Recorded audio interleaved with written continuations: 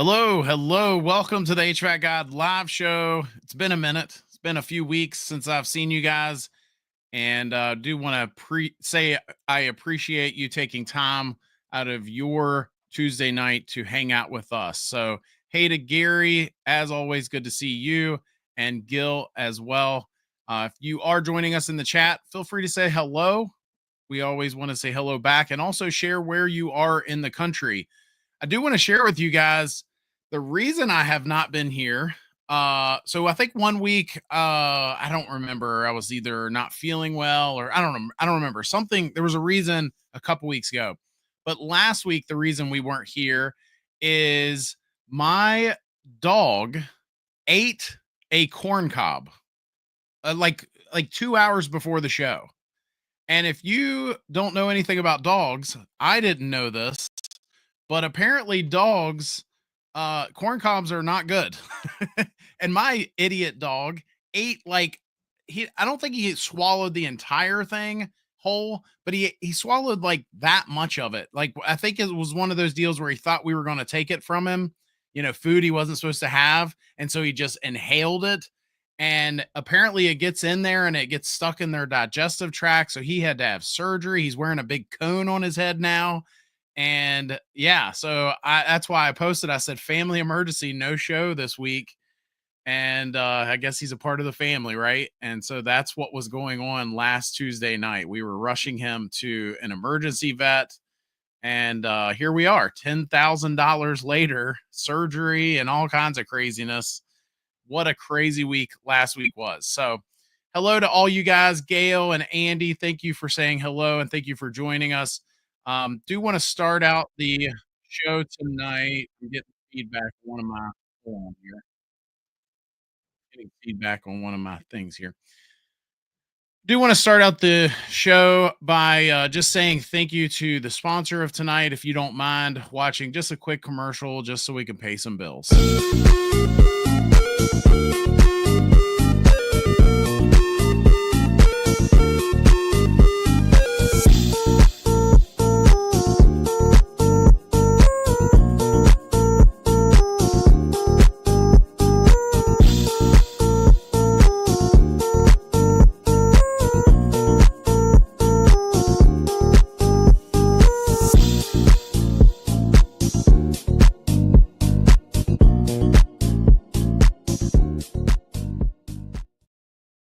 All right. So Millstone Bookkeeping is actually my wife's business, believe it or not. So if you are a business owner, she has helped me save lots of money over the years, and she can do the same for you.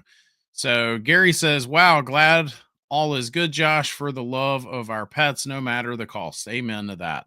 My wife was all upset last week. She came home after all of the ordeal. One of us had to stay home and take care of our daughter. So that ended up being me, and my wife rushed the dog to the vet, and she was all worried that I was going to say, let's put him down. And I was like, good grief, I'm not heartless. He does annoy me. He's not my favorite dog we've ever had, by no means. He drives me nuts. But yeah, an expensive corn cob for sure. I do want to say next, I do have a question for you guys tonight. And it's going to lead into our news story that I'm going to share with you. So before we get to that, let's do tonight's question for you.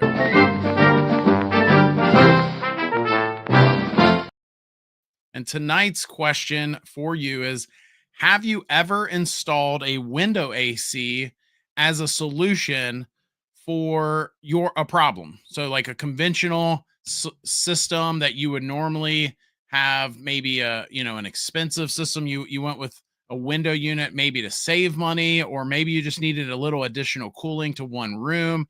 But did you ever have a window AC unit installed in place of a conventional solution? And if so, why? I'd love to hear that. And the reason I think that's important is our news story that we're going to share with you guys tonight. Let me jump over to that.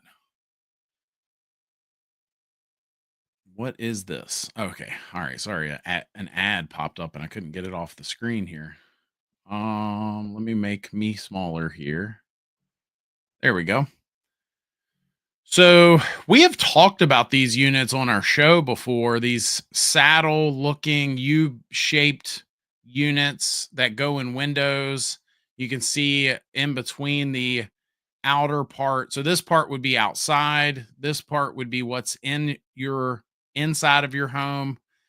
Of course, air coming out of there. And unlike a conventional window unit where it would stop right there and your window would actually connect right there, your window would actually slide between the indoor and outdoor pieces down to this location. And so it's more of a U shape, which is kind of clever overall in comparison for a number of reasons. It's probably safer than some of the other window options that are out there, because it would literally have to take your window with it if it were to fall out of the window onto someone's head.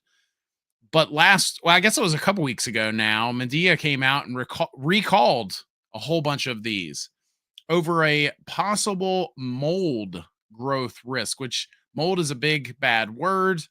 um, it was a word we were not allowed to even say for liability reasons. At a company that I worked at once, they would say, you don't say mold, you say microbial growth. I think you might have some microbial growth that we're going to mitigate. You wouldn't say mold. And so uh, it says Midea recalls 1.7 million air conditioner units due to mold growth risk.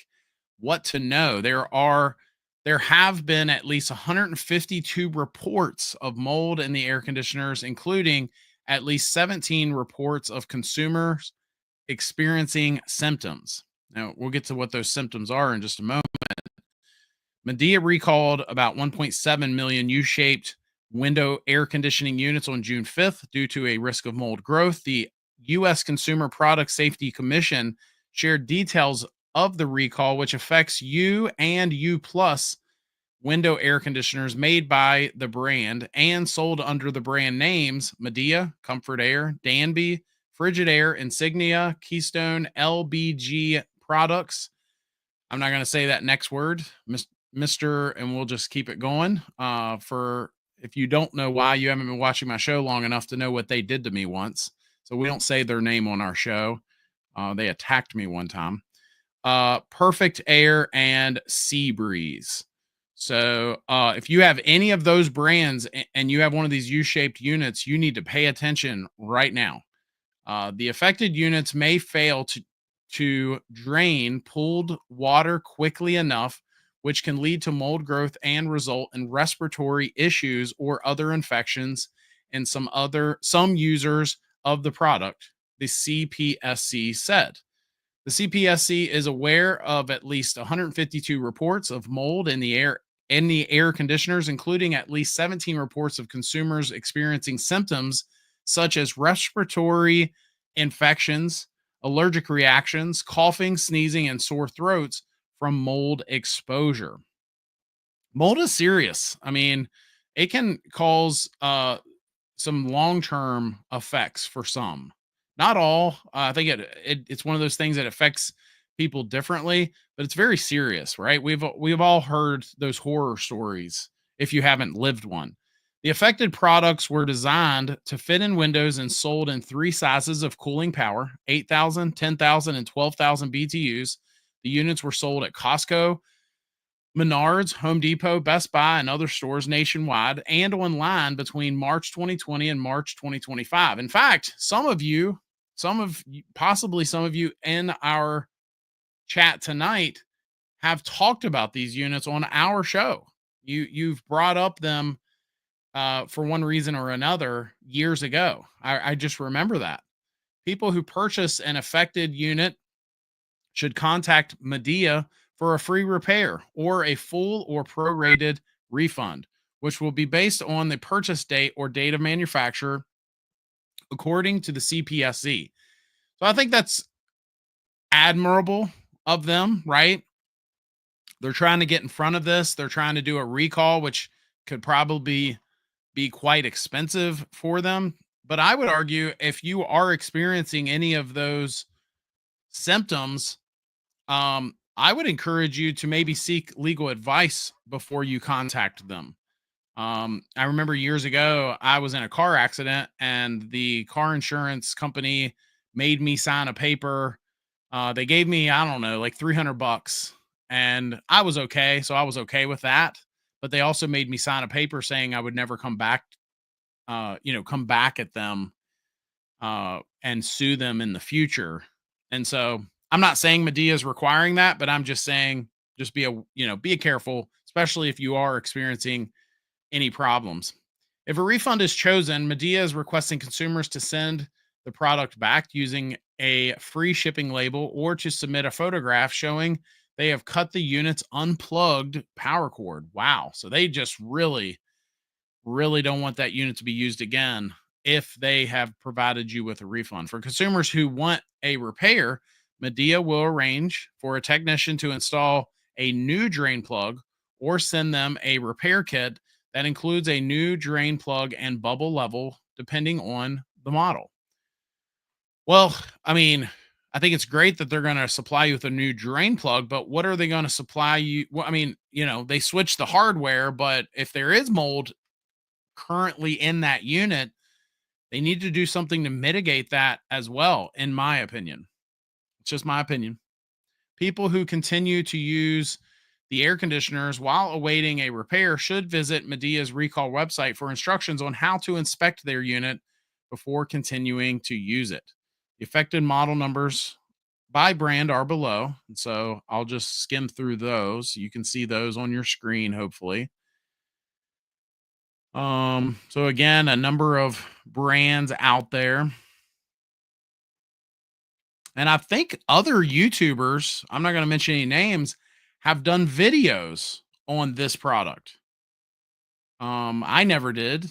Um, it doesn't meet my standards, if I'm being honest. I only talk about very high quality equipment. And I'm not saying that there's never been a recall on high quality products. I'm just saying it's not up to my standards when we select products to do reviews on and to show on our channel. But that being said, uh, pretty serious. If you do have one of those, I did go. I don't always do this, but I did go ahead and put a link to the um, article that I just read you in the description of the show tonight. So if you're joining us on YouTube or Facebook or wherever, just go to the description of the video and find that link. And they should have a link there. Where is it? There should be a link there.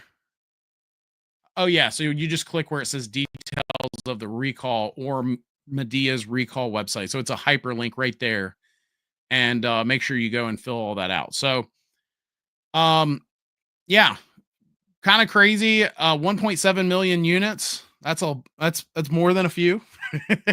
And that's quite extensive, especially from a recall standpoint. So if any of you have one of them, I'd love to hear about it.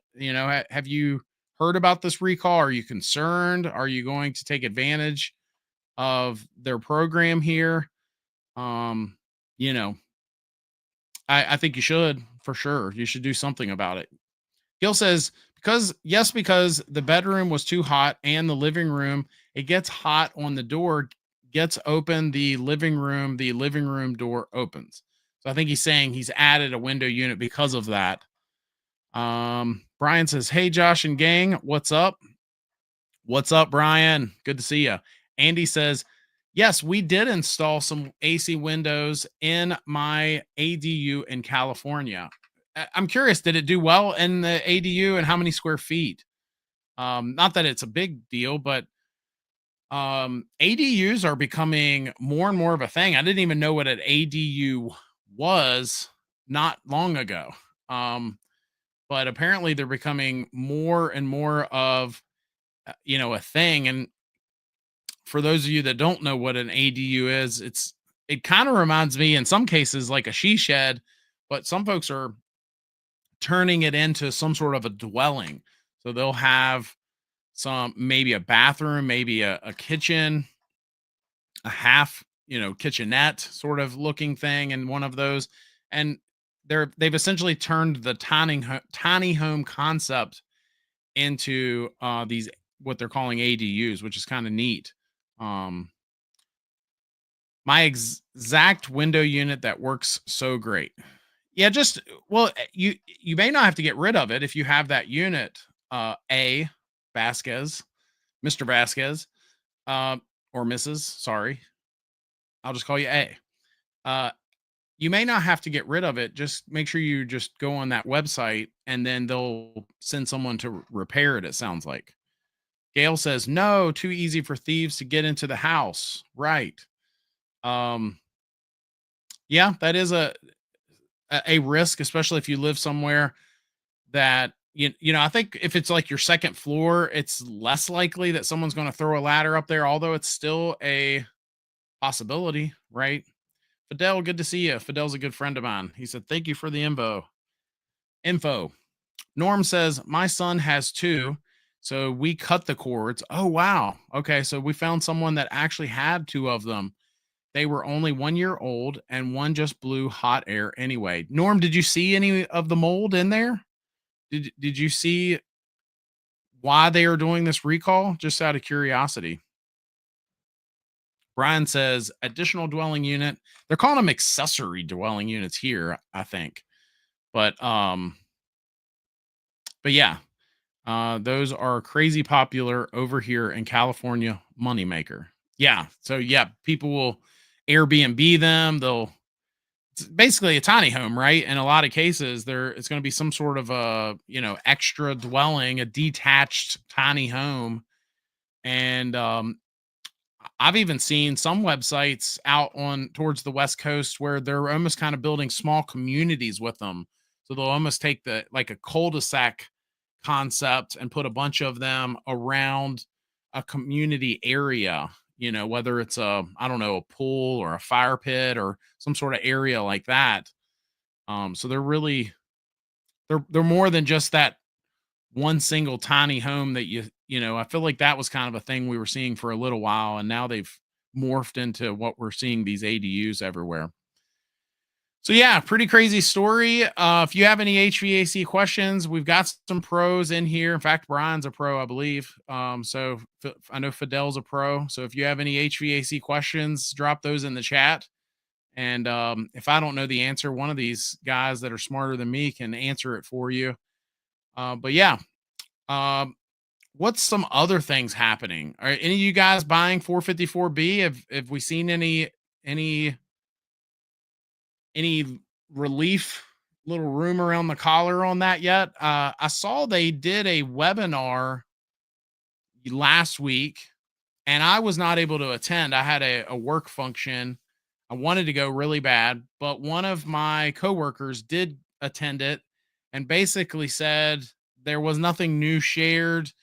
A few of the higher ups at some of the manufacturers said, "Yeah, we're doing the best we can to take care of everyone." Well, you can't take care of everyone when there's a shortage. You're gonna have to pick and choose. You're gonna have to play favorites. You're gonna have to prioritize, right? So that I thought that was interesting that they said that. And then I said on a short and I believe a long form video, at the end of a long form video last week, and though if you guys are tired of hearing about 454B, I apologize, but it is the hot topic right now in our industry because it has been such a just such a disaster. And Norm says, but it was full of water. So maybe saying no to that. No mold, but it was full of water. Wow. Um Andy, can you tell little about ductless AC? Thank you. Can you be more specific? I could tell you a lot about ductless. So what exactly are you after there? I'd love to help you. Um,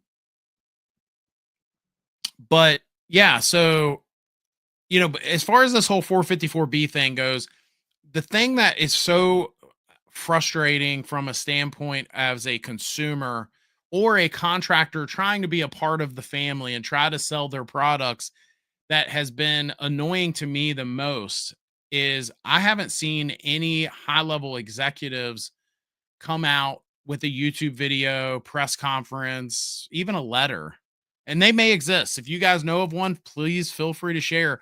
But nobody from one of these higher up companies, these large HVAC manufacturers or the chemical manufacturers themselves responsible for all of this, and said, hey, we're sorry. We're sorry that this is such a problem. We're sorry that we messed up so bad. Uh, we apologize. Uh, I think they should. I think somebody should. I don't know if they can sugarcoat it. They can say, "Hey, look, I don't really feel like it was my responsibility, and here's why." But I do want to say to our consumers, we appreciate you, and I'm sorry. I'm sorry we made a dumb decision and went with a horrible refrigerant, a horrible option with other options out there. This is the one they selected, and here we are. It's a horrible disaster in our industry. In fact, it's so horrible that we have contractors and some of the supply houses themselves. There are employees working in supply houses selling these products who are openly telling. That's what I've been hearing. I heard that from one of our customers the other day. They said that they are openly telling their contractors, yeah, you can put 410A in it. It'll still work. You can put a refrigerant that was not designed to be in this unit, which, by the way, we're supposed to be phasing it out because it's horrible for the environment. And they're openly telling these guys, go ahead and put it in your systems. And, I think 2025 is going to be the year we all look back on and say, man, it wasn't COVID. We're not going to look back in COVID. We're not going to look back at SEER 2 or even the phase out of 410 and go into these mildly flammable refrigerants. We're going to look back at all of this and say, look at the disaster 2025 had with 454B. And not only was it a disaster now, but it's going to be an ongoing disaster, because if there really is contractors putting refrigerants in these systems that don't belong there, contractors in the future won't know that unless they mark it on there in some way. They won't know when they come up to that unit that it's got something in there that doesn't belong in there. And now they're going to maybe add a little refrigerant in there that to either top it off or maybe it's just a little low. So they're going to dial in the subcool or whatever. And they don't know that someone's put something in there that doesn't belong in there. And now they're mixing refrigerants in that system. They're basically creating a little science experiment in your air conditioner. Unbelievable mess. It's been great for YouTube content, apparently, but I just can't believe that someone hasn't done more with this. Someone hasn't come out and then said something about it. Someone hasn't gone to jail over this, right? That'll never happen, but someone should be held responsible on some level. I mean, let's be honest. Brian says, hey, Josh, check this out. I went to my main supply house and asked for about 454B, and they're all out. One of the local contractors bought them all up. How bananas is that? So it's a first come, first serve. Well, I guess that might be somewhat fair, maybe, but some of the I've heard of it being handled a lot of different ways. $700 a jug minimum, depending where you go. $700 is actually quite reasonable compared to some of the prices I'm hearing. In fact, it's been a while, especially Brian. I think you're out in California where prices always seem to be a little higher than the rest of us. And I think that's interesting that you're still seeing it sold at that price, because I'm not hearing of anyone else saying less than 1,000 at this point. I'm hearing reports of people saying as little as 1,200, but you can only get 2 jugs and you got to buy a pallet of something else just to get those 2 jugs. So it is a crazy, crazy mess. Andy says window ACs and ductless AC unit, what's different? I actually just did a video on that, Andy, where we go through the pros and cons of each. It's literally in the last handful of videos that we've done. At least I think we released that video. Let me look. My friend. and I will share the link with you if we did release it. Bear with me here. Window unit, window unit. Maybe oh, here it is. Yep. So I will share this with you, and just to say, so just look in the chat there, Andy. But I'll say this, obviously there are times when window ACs might be less expensive than a ductless unit, but ductless units are leaps and bounds better in so many other departments. In fact, we've seen mini splits come so far. It used to be just the wall hung units, and now fast forward to today, where we have options that you can select for your home that are ducted or ductless in different locations: wall, floor, or ceiling mount, recessed units, ducted units, as I said, even conventional air handler style units that are being able to be paired with regular ductwork that we see here in America, still paired with a high efficiency, quiet mini split system out there. And, watch that video. I get into a little more nitty gritty on comparing the two. And I think there are things that a window AC has that a ductless unit doesn't in some cases. But even in those instances where you might select a window AC to be a temporary solution, I'm, unless it's just a space that you just don't spend a lot of time in, an ADU or whatever, I think in most instances, you get what you pay for. But if you can spend a little more money, I think it's going to be worth it in a lot of cases when we're talking about ductless mini splits. Thank goodness for Goodman and Daikin. Daikin is one of the sponsors on our channel, so they didn't pay me to say anything, but that I've said tonight. But I do need to. Anytime I say their name on my channel, the FTC says I have to say that they've sponsored us. Do you think 454B manufacturers will abandon 454B in coming years for R32? That's an easy no. They definitely will not do that. Now, the same manufacturers that make some of the refrigerants or even own some of the refrigerants, it doesn't mean that they don't manufacture other refrigerants. But one thing that's not talked about enough is this whole 454, this whole phase down of 410A with the AIM Act. It affects all HFC refrigerants, including these new A2L refrigerants. So we are rapidly moving in a direction where within the next 2 decades, if not the next decade, definitely within the next 2 or 3, we're going to see a very different world when it comes to the HVAC industry. And what that world will look like, I actually don't know if we know. I think some of us think we know what it's going to look like with some of the air to water technology that we see being used overseas, but then that doesn't mean that that's definitely going to be where we end up. Who knows? One of us could invent the next big thing, right? But it's a it's a very fast changing industry, and I used to say that all the time, and now I actually do mean it. It's fast changing. It's unbelievable. I've been in this industry for over 2 decades, and I've never seen anything like it. Never seen anything like what we're seeing right now. Can my capacitor give me problems in cold weather? I'm sure it could, but the big thing with capacitors is heat. So they hate heat. That's why they're constantly, when they're installed and they're manufactured, they're done so in a way to avoid it overheating. And usually it's those hot summer days is when you start getting the HVAC guys get those calls. In fact, I talked to a guy just yesterday. He told me, yeah, I did 3 calls today, and they were all 3 capacitor changeouts. I had them going within 10-20 minutes. So Scott says, let's look at where it all started. Another government mess. It's all about money. I tell you, Scott, I used to hear that from some of the old timers, the conspiracy theorists.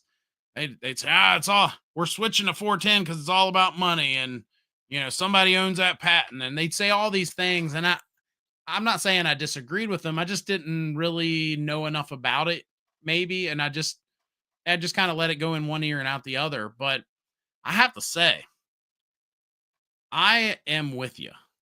There are decisions being made, and it has got to be only about money because it makes no freaking sense to do it and to do some of the things they're doing. It makes absolutely no sense. And somebody's getting this whole shortage has made it to where these cylinders of refrigerant that were being sold for literally 300-400 bucks, definitely less than 500 bucks, not that long ago, and now we're seeing them sold for, 2, 3, 4, 5 times the price retail from some of these the distributors.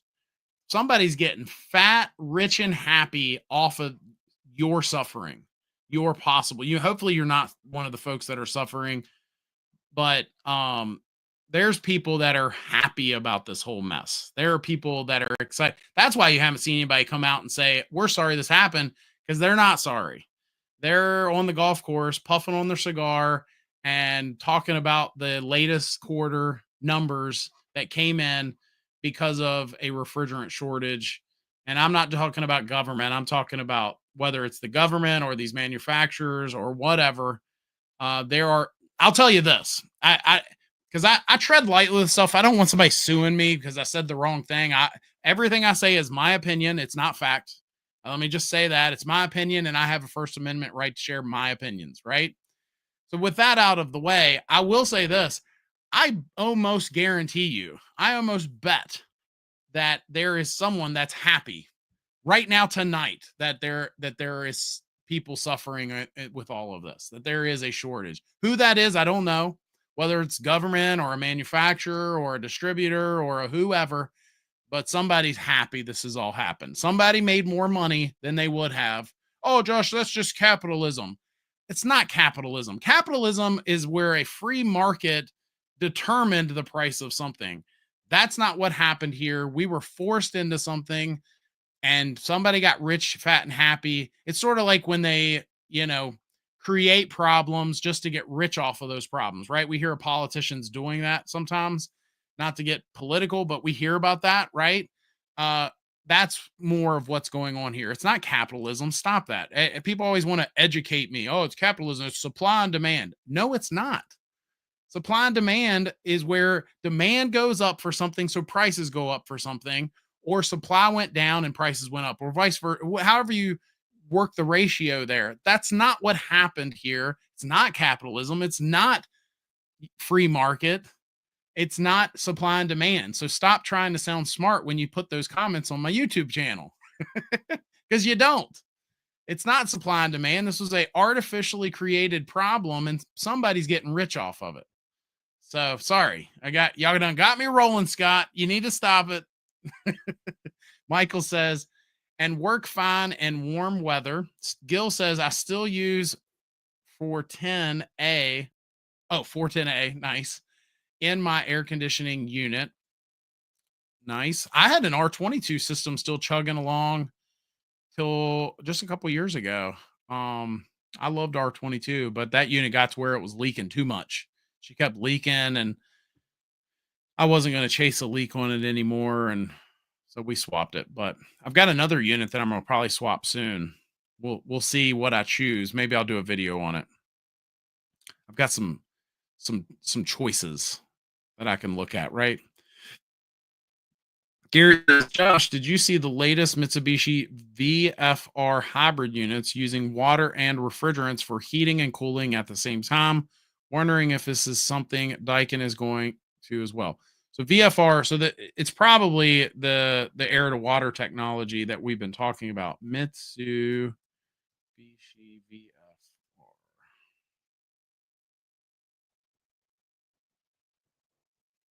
VFR. Are you talking about VRF?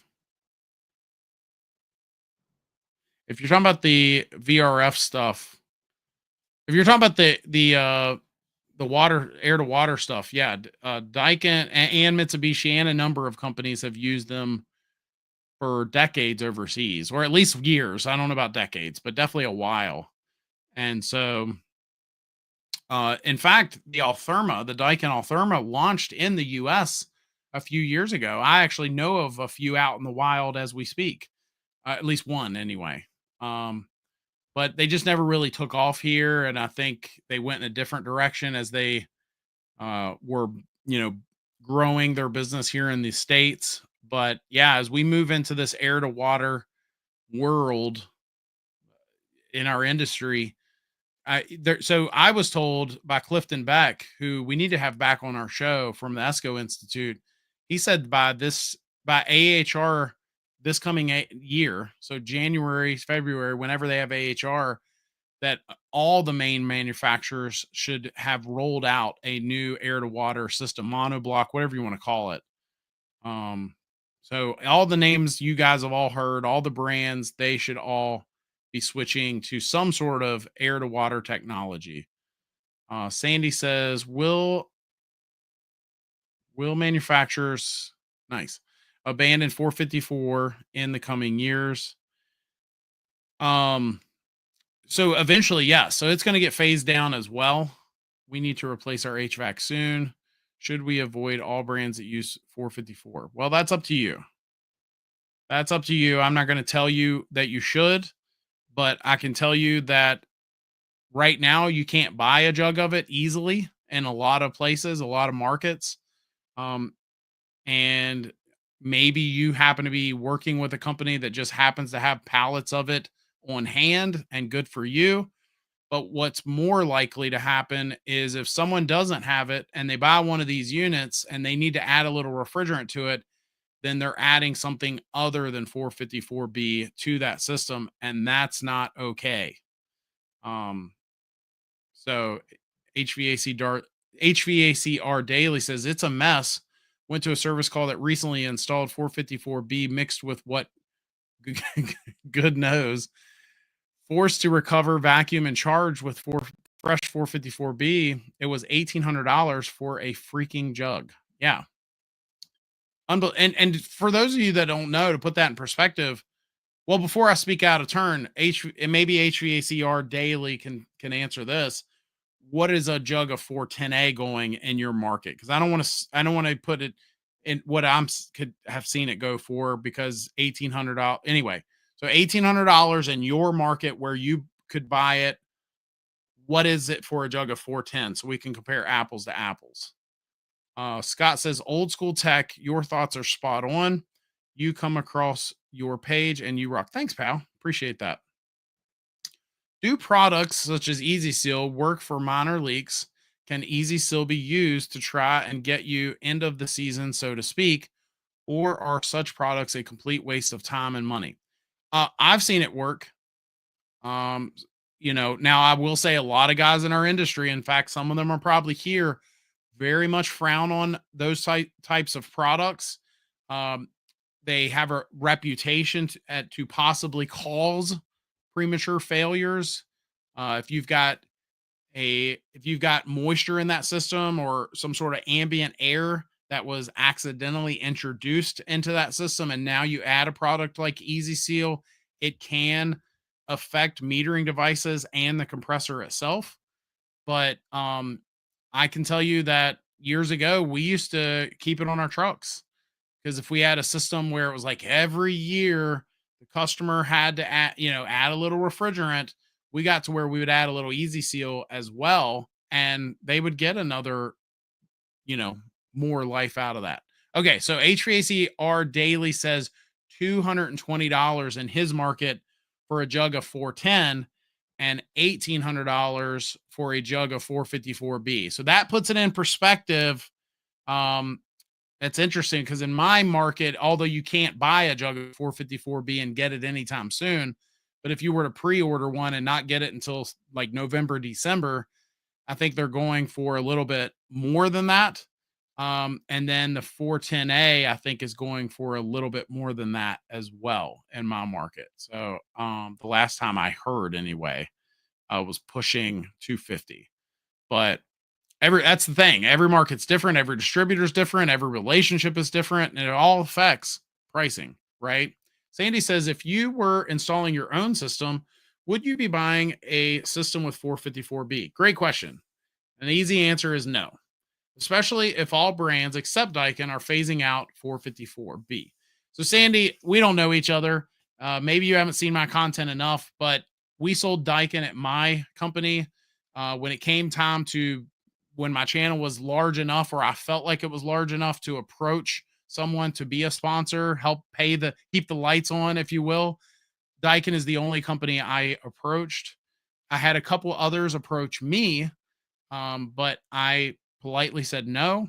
And we went, Daikin is one of our sponsors even to this day. So I drank the Kool-Aid, if you will, and it was easy for me because I was already promoting their products at my company because I believed in their products. For an array of reasons. If you keep watching my content, you'll hear more and more of them. They have great warranties. Some of their products have a 12-year unit replacement warranty. So if you have a major failure on a compressor or coil in the first 11 years, you're going to get a brand new unit. So they will unit replace that uh, under warranty. So, but I could go on and on. And yeah, I actually think R32 versus 454B, regardless of the shortage, I think R32 is the clear winner. It doesn't have PFAs. It's not a blend. It's easier to work with. It has no glide. It has no fractionation. It has, we could just keep going on and on. It takes less of it to get the same capacity. I've seen charts that show that 454B requires 10% less of it in the system compared to 410A to get the same capacity. So imagine a 3-ton 410 system that had 10 pounds of refrigerant. You might only need 9 for 454B. Well, with R32, you only need up to 40% less. So maybe possibly only 6 pounds of it to get that same capacity. So, we could just go on and on, but yeah, I drink the Kool-Aid, and that's the easy decision for me. But I'll say this, and I've said this so many times on our channel. It's not just about the brand. You need to find a good contractor in your area and be very emotionless when you're selecting them. Be very objective. And is it objective or subjective? I keep getting them wrong. I think it's objective. But just when you're going over their reviews online, and you're just take the emotion out of it, and when you're selecting that contractor, make sure that you're making a good long-term decision, because let's be honest, this stuff ain't getting any cheaper. Adam says this entire phase out is a disaster for so far, no doubt. The phase out from R22 to 410, we had a giant overlap. We could buy a system with 410A in it as early as the 90s, 93, 94, I think is when we started seeing Puron systems. And then all the way up until 2016, I could buy a dry charged R22 system. So there was a big overlap there. And then with this, there's very little overlap here. We're looking at a year or two, and it's been definitely a disaster in my opinion. In fact, Virginia did not even approve A2L refrigerants until was it January of 24? Maybe it was 23, but I think it was 24. It was like right before the A2L products launched, right? And so I know Virginia was late to the party there. I think there was only maybe I think 6 or 7 states left when Virginia made the switch, and we saw Florida make the switch and approve A2L refrigerants way back in 2021. So obviously each state is different as well, but it has been a disaster. Regardless of this whole shortage, it's just been nuts, right? And then throw that in there with it. It's been definitely a disaster. Don says, is Daikin and Goodman the same unit, just with more warranty? In some cases, yes. In some cases, no. And when you say same, I tread lightly with that.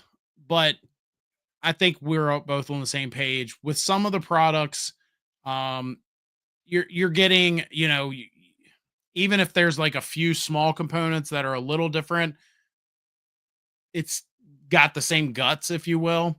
But then, you take some of the other products like VRV and some of the real high end systems, and then it's very much not the same. So DM says, I'm throwing in the towel. It's all premature. Sandy says, really appreciate your live show and taking your questions. I just subscribed. Bam, right there to you, Sandy. Thank you for subscribing. And the rest of you hit that like button. Dack on it. I just subscribed to your channel. The 7 HVAC companies that came out. Wow, you got 7 quotes. So you weren't afraid to, be objective. It's objective or subjective? I think it's objective. The 7 HVAC companies that came out to quote a new system mostly spoke badly about Goodman. You know, I get that a lot too. And I tell you this, I actually said this to a couple guys. I'm not going to tell you what brand they were selling, but I was doing a class for some guys at a company a few weeks ago, and they said something, and I said, it's funny, all you guys that talk smack, whenever you got a side job and you're going to put it in your mom's house and you got a side job. It's always funny, y'all, you can't tell me you've never put a Goodman in on a side job. And there was a lot of silence when I said that. If they're so horrible, right? So, and that's actually what ultimately made us make the switch at my company. We were selling another brand and had for a number of years. And I don't have a lot bad to say about that other company, but I do have a few problems that we had. And in contrast, we kept putting Goodman's in as our budget friendly line. I wasn't having any callbacks. We would put them in and I wouldn't hear back from the customer in a good way. And then, the Daikin, local Daikin rep called me and he's like, are you open to, checking them out? And I said, I mean, we don't have any issues with the Goodman, so sure. And that's how it all started. Brian said 375 to 400 currently for a jug of 410A out here in Central California. It used to be around $700 or $800. Goodness, $800 for a jug of 410. Whew, I don't know how some of these folks stay in business. I mean, I know at the end of the day, a lot of these costs get passed on to the customer, but sometimes they don't. You want to take good care of your customer. You start feeling the pinch. You take care of your customer. You take care of your employees. And sometimes it's just that mom and pop business that, I mean, I can tell you with all confidence that when prices go up, when there's a rise with pricing and there's, a price hike of some kind across the board, a lot of mom and pop businesses, a lot of them, I see it. I have a front row seat to it now. And I see them where they will not up their prices right away on their customers, and they start to feel that pinch, right? You got your prices to your customer, you got your prices for your overhead, and that pinch. And then sometimes they wait as long as they can before they raise their prices, and maybe that's a good business decision in some cases. And then in some cases, I actually talked to a guy today where that pinch is getting so tight that he's not sure if it's going to make sense for him to stay in business. He's a one truck guy, and he's like, maybe I should just go get a job. I'm working my guts out, and at the end of the day, I don't have a lot in the bank when I get to the end of the month and we do our P&L statement. And he's just really feeling that pinch. So I sympathize with that. I am still running an R22 system changed with propane. Very, very cool. How old is it? How old is it? Because technically, if a system was installed in 2016, which was the last year we could buy R22 dry charged equipment and registered with a 10-year warranty, which most brands have at least a 10-year warranty, technically, there are still R22 systems today out there with a full warranty. Holy smokes. Rick says air conditioner from 1978. Wow. I don't normally let too many brands get promoted, but feel free to drop whatever brand that is in the chat. You got your money's worth, my friend. I knew it. I knew you were going to say York system. York ain't what they used to be. I can tell you that. But Hill York, I assume that's still York.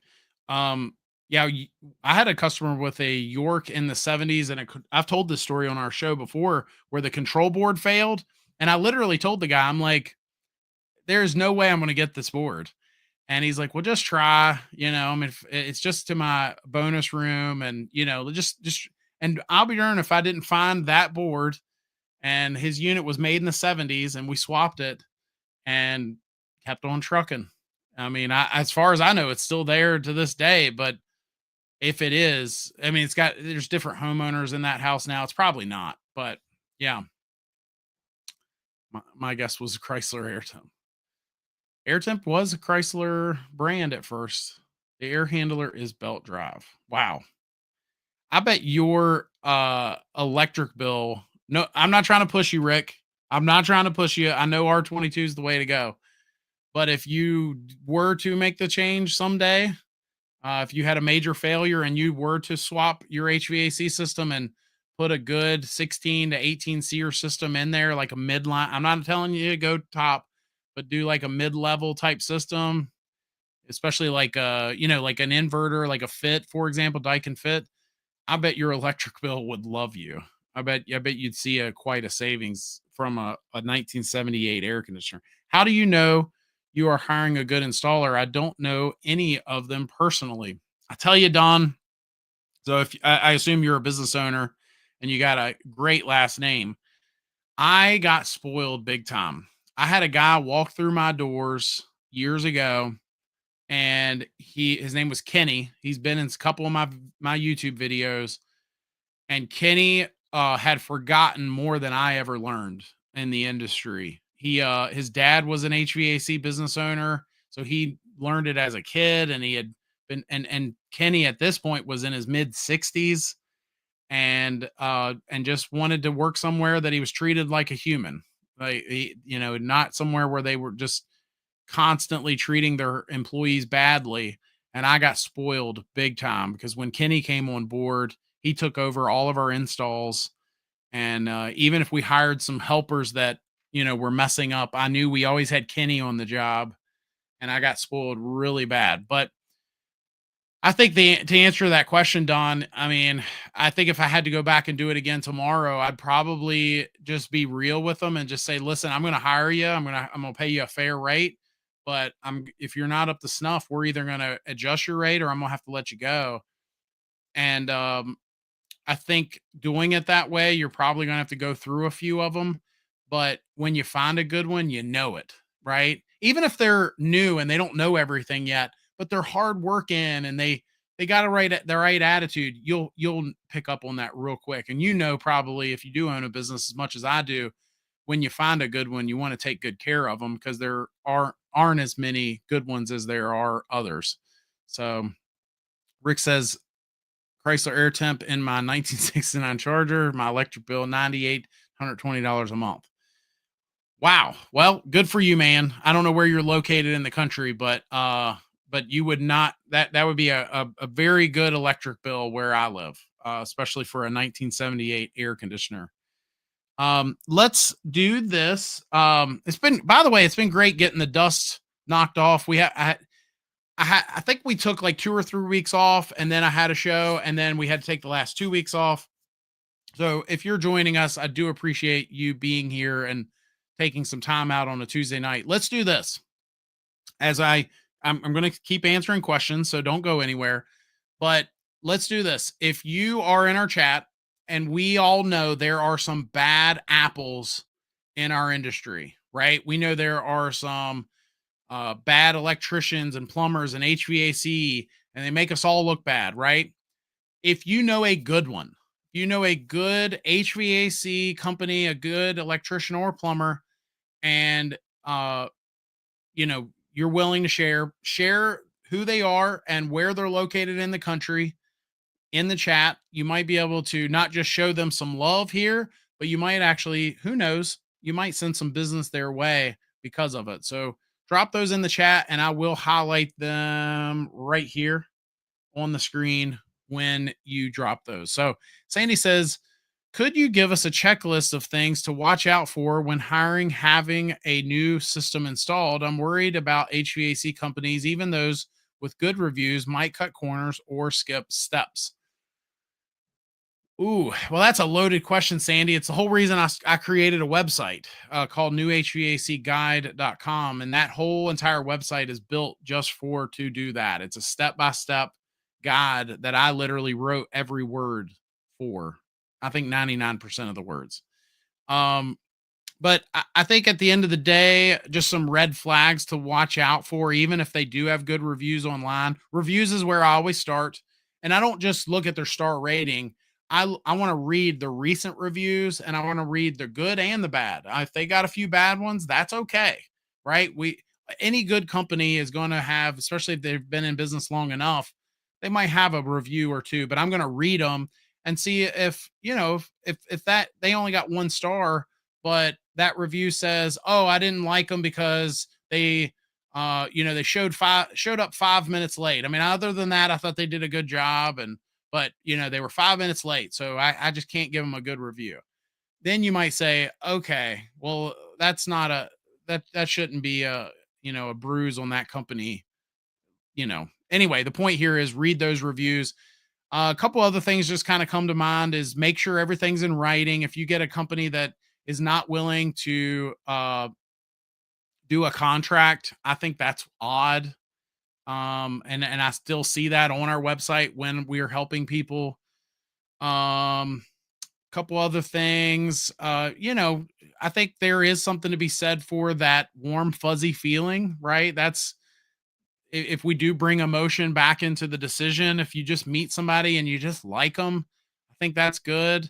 I don't really usually push someone in the direction of a large or a small company, but I do think there's something to be said for if you call a company, you immediately have a front row seat to how you're about to be treated for the next 10 to 15 years.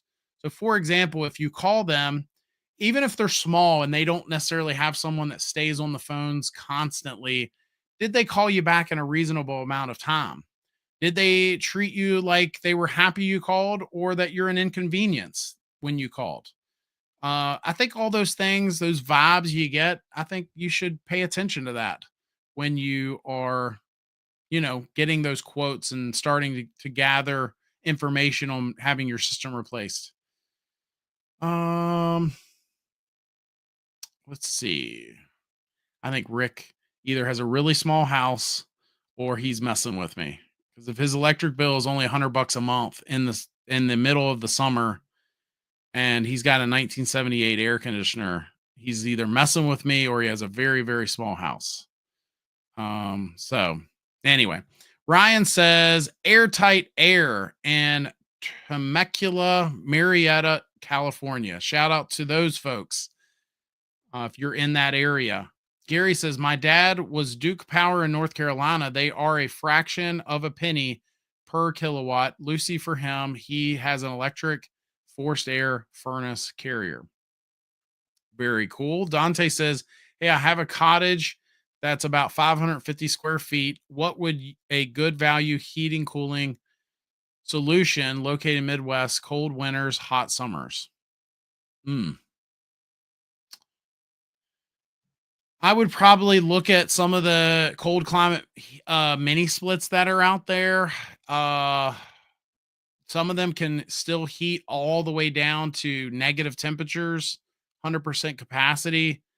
I'd start there. I think there's some other options you might be able to look at as well, but that's probably where I would start. And yeah, I mean that's probably where I would go with that. Gary says, "Oops, lucky." As always, A plus HVAC Westfield and Massachusetts. Whoop whoop! Shout out to those guys. 1,200 and covered by trees. Oh, good for you, man. I mean, $100 a month, man, in Miami. I'm kidding when I say I don't believe you, but I think that's awesome. Sandy says, "Thank you. I'll check your website. Note: I was advised to avoid companies that are owned by private equity firms because they're focused on profit more than good quality work." I think that's a good assumption. I mean, I'm sure there's exceptions to every rule. I think there's good technicians and bad technicians at a lot of different companies. It's just hard to know which one sometimes. You with me? Brand new, this Mackle built home costs 8,500. Wow. Gary says, great question. Answer show tonight, Josh. Have a good week. Look forward to next one. Good to see you, Gary. Brian says, Valley Wide Home Improvements in Fowler, California. Shout out to those folks. I have to go. Good night. Good night, Gil. Clifton, I was just talking about you earlier. Chilling at the condo in Williamsburg, Virginia for vacation. But you're in Williamsburg, pal? That's like within an hour of me. We got to have lunch. Watching my bro Josh in action. As always, good to see you, Mr. Beck. For the rest of you, numbers have been through the roof tonight. I don't know if it's just that time of the year or, you guys just missed me. I'm sure it's probably just that time of year. But yeah, I think it should be noted that I will do my best to be back next week. And we're here every Tuesday night, just about. I know last week was crazy because my dog ate a corn cob. But so every Tuesday night at 8:30 p.m. Eastern, 5:30 p.m. Pacific. Guy says, any thoughts on ACIQ carrier affiliated? I've heard that they're affiliated maybe with ICP in some way, but I don't really have any thoughts if I'm honest. I just have never installed one. How much BTU for 500 square feet? Dante, I would do a load calculation. Have someone do a proper load calculation. And hay to frost. So, but yeah, so we'll be back next week, 5:30 p.m. Pacific, 8:30 p.m. Eastern.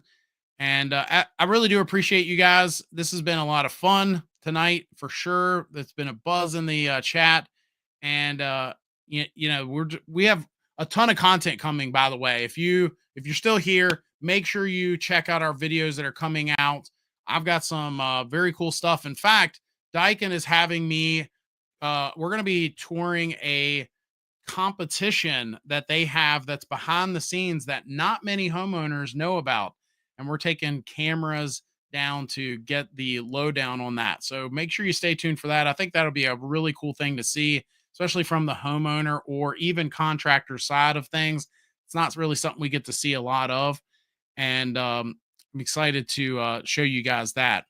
Other than that, I will see you next week. Make it a great week. Y'all take care.